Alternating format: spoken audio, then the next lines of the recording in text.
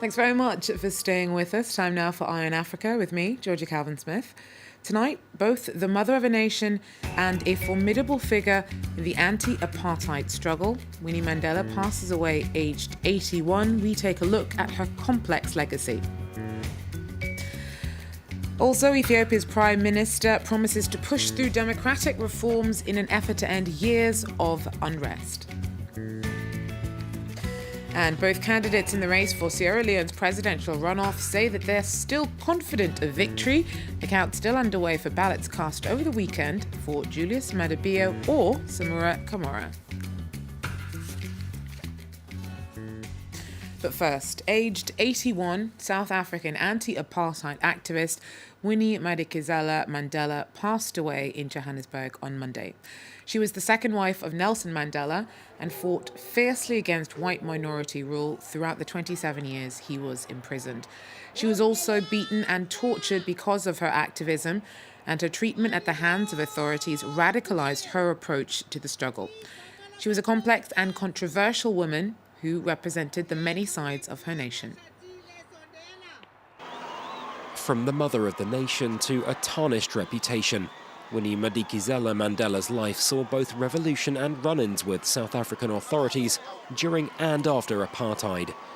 A social worker of just 24 when she met Nelson Mandela in 1957, they married the next year after a whirlwind romance.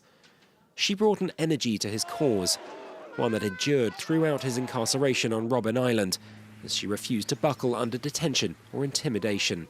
Winnie Mandela became a figurehead in the struggle against racial oppression, rallying younger and more radical activists to the cause. However, her combative stance was beginning to make her enemies. At a time when her party, the African National Congress, sought reconciliation, she called for violence, firebrand rhetoric she seemed keen to carry through the years. Negotiations have never been an end in itself, but a means to that end. Why is it that when we engaged the enemy in the streets, when we fought them with stones in 1976, why did we die less? In 1985, Winnie created the Mandela United Football Club. Little more than a private militia that ruled Soweto, she and it were swept up in a 1991 murder case when an ANC activist accused of being an informer was found near Winnie's home with his throat cut. She was found guilty of kidnapping and accessory to assault after the fact, but jail time was reduced to a fine on appeal. When Nelson Mandela left prison, he found she'd become a severe political burden. With an enormous debt to her, it was a difficult time for the future South African president. He stayed with her as long as he could, but they separated in 1992 and divorced 4 years later. I hope you'll appreciate the pain I have gone through. It was the beginning of the end for Winnie, now called Madikezala-Mandela. Convictions of corruption, fraud and theft mounted over the years, as she showed little in the way of remorse, and her relationship with her beloved ANC soured badly while she remained a rebel on the political stage. She clashed not just with Mandela's successor Thabo Mbeki, but the next president too, Jacob Zuma, supporting renegade ANC youth leader Julius Malema and his calls for seizures of white-owned farms and banks. A rebel in defiance, right to the very end of her life. Well, earlier I spoke to Pascal Lamche, the director of the documentary Winnie. She told us that not enough of the public narrative about Winnie's life focused on her achievement or acknowledged her monumental struggles. Her role was extremely important. I mean, I'm saddened by what I've just listened to in the evocation of her life. I hope that people will watch my film. That is the prevailing narrative, the one that your journalist just evoked. And I'm afraid the story is far more complex than that. And Winnie was, in effect, neutralized as a political figure in the public sphere in South Africa for a number of reasons, both from the apartheid side and even from the ANC side after democratic elections. It's a complex story and one that deserves greater attention than what I've just listened to on your program, I'm afraid. So Winnie, from the beginning, when Nelson was first imprisoned in 1964, she was the first person and the only person who was interviewed live on the BBC in 1964. She kept Nelson's name alive and the ANC underground in some kind of shape inside the country when it was mortally dangerous. And the leadership had gone into exile or were in jail, in effect. She kept that struggle going, and Nelson's name, which the apartheid government attempted to scrub out entirely, alive not only within the country, but also internationally. She herself was imprisoned, was in solitary confinement, was then exiled to a barren wasteland far away from Johannesburg. She returned in 1985 at the height of the state of emergency when the last push of the apartheid government to maintain control of the country was being enforced very violently on the streets.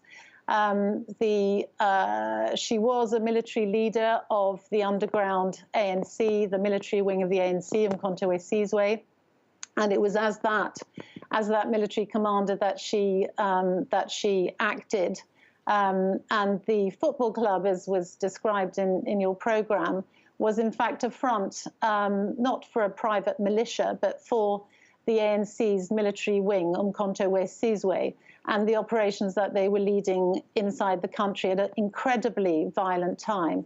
She was also the person who was Nelson's eyes and ears on the ground, and the conscience and the voice of the people inside the country. The other leaders were outside of the country and weren't fully aware of what was going down amongst the people on the ground. She was also much closer to the youth. Yeah, Pascal, unfortunately, we don't have too much time, but of course, she's a very complicated woman with a long, complicated history. You made it very clear earlier that you feel that there's some aspects of Winnie's life that are not focused upon. What do you think are the biggest public misconceptions about Winnie Mandela based on the time that you spent with her?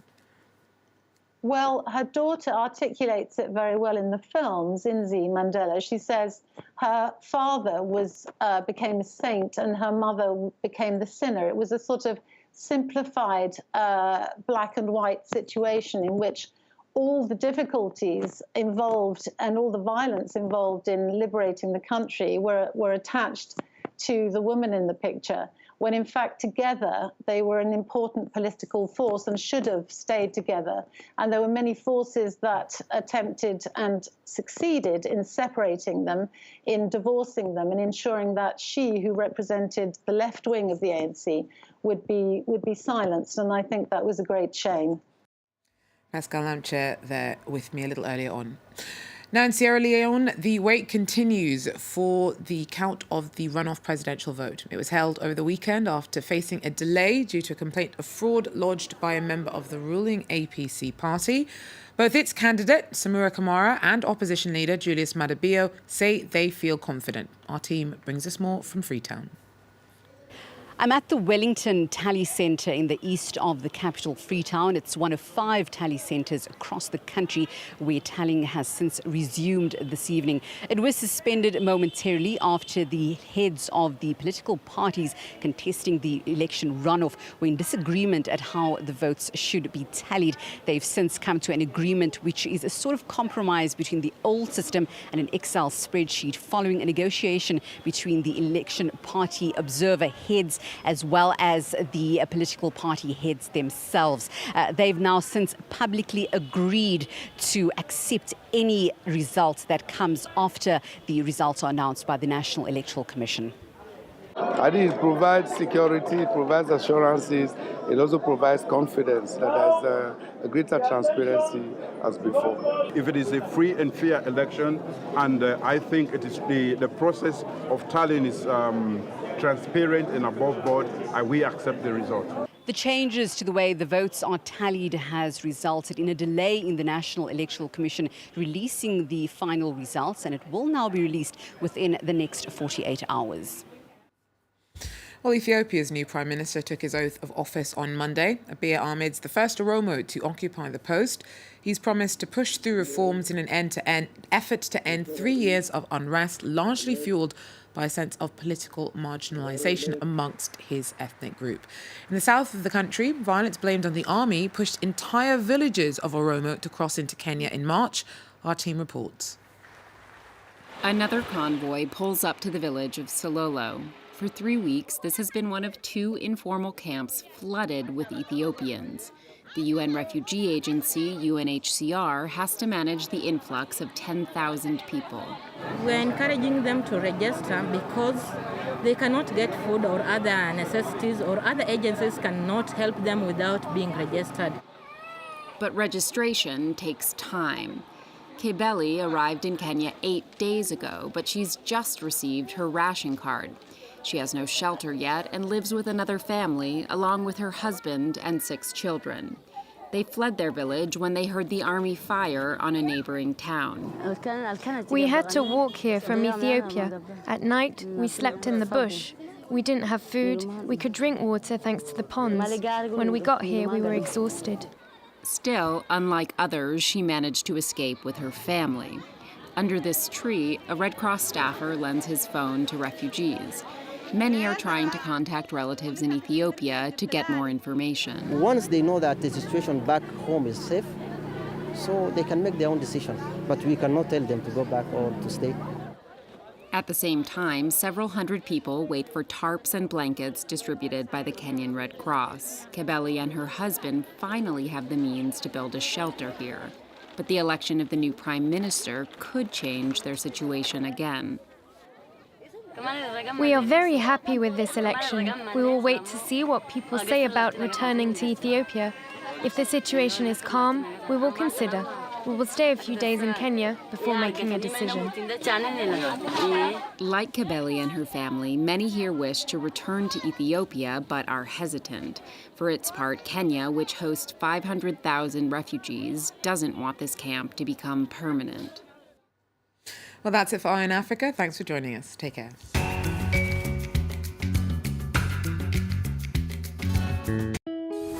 En France 24 nos esforzamos por brindar la mejor información hecha por periodistas de Latinoamérica y del resto del mundo. France 24, c'est l'info mondiale, partout, toujours à portée de clic. We look at how technology is shaping the future, and we show you the latest gadgets you can soon get your hands on. نقدم لكم الاقتصاد بطريقة مختلفة، نبسط المفاهيم والمصطلحات كي تكتمل الصورة لديكم. Aquí puedo hablar de medio ambiente, no solo de los problemas que afectan a nuestro planeta, sino también de iniciativas y soluciones que a veces no tienen espacio en televisión. La différence sur France 24, c'est l'idée du reportage. Nos grands reportages, vous ne les verrez nulle part ailleurs.